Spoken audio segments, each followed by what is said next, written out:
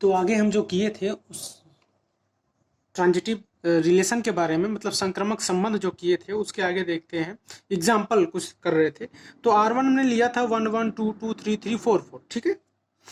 तो इसमें देखो ये आइडेंटिटी तो होगा क्योंकि एक दूसरे से संबंध है, अपने का अपने से ही संबंध है, आइडेंटिटी हो गया। आइडेंटिटी है तो आपका रिफ्लेक्सिव भी होगा, रिफ्लेक्सिव होगा तुल्यता संबंध, तो सिमेट्रिक भी होगा। क्यों सिमेट्रिक होगा? देखो मैं क्या बोलता था कि ए का बी से है ना, तो बी का ए से, सी का डी से तो डी का ए से, सॉरी डी का सी से, है ना, इस तरह से।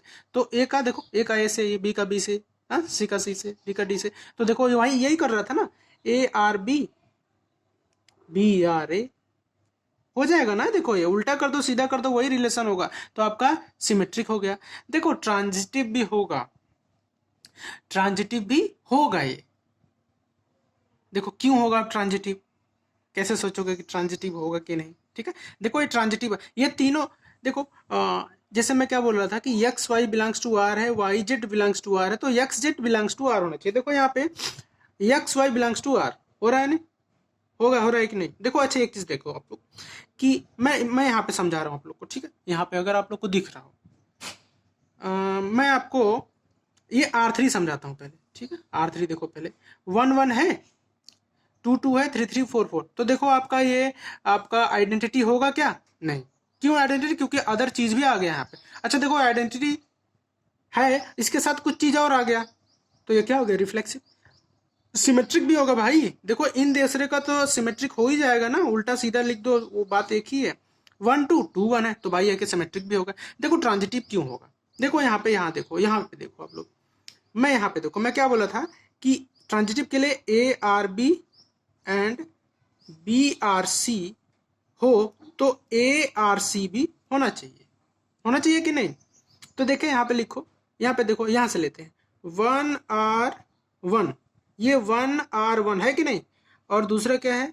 अगर मैं लिखूं 1 R 2, यहाँ पे 1 R 2 देखो, 1 R 2, ठीक है। 1 R 1 और 1 R 2, तो देखो यहाँ पे कुछ इससे क्या आएगा?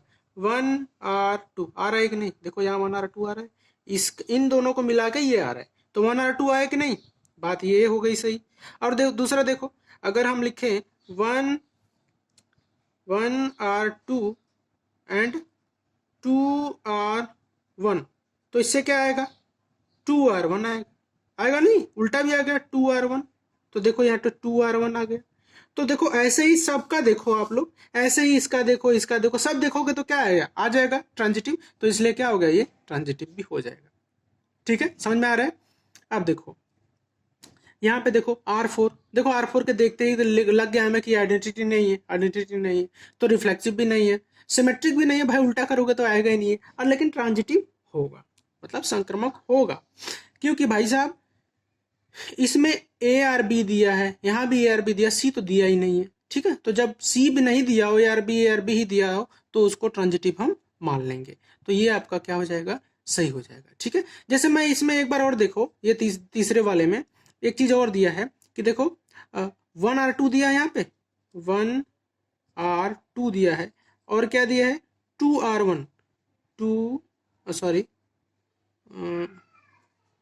2 R 1, तो इसको क्या मिला के हो जाएगा? ये मिला क्या हो जाएगा? 1 R 1।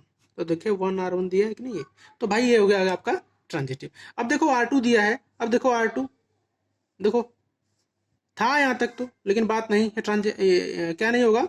आइडेंटिटी नहीं होगा, तो भाई ये रिफ्लेक्सिव भी नहीं होगा, ठीक है।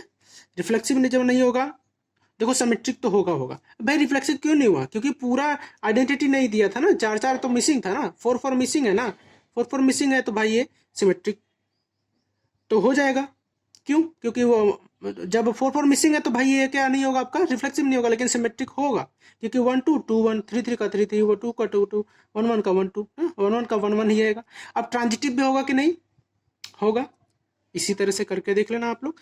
अब चलो देखो आगे, अभी इन सब चीजों से क्या निकला है? अगर आप तुल्यता संबंध अब निकालना चाहते हो कि समुच्चय, कोई ये समुच्चय ए में से कोई संबंध आर तुल्यता कहलाता है यदि स्वतुल्य हो, सममित हो और संक्रमक हो।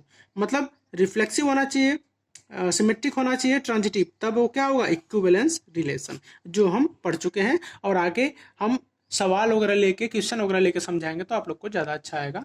Thank you class. नेक्स्ट में देखते हैं, अब एक्सरसाइज के क्वेश्चंस वगैरह करेंगे तो आपको ज़्यादा बेटर समझ में आएगा। Thank you.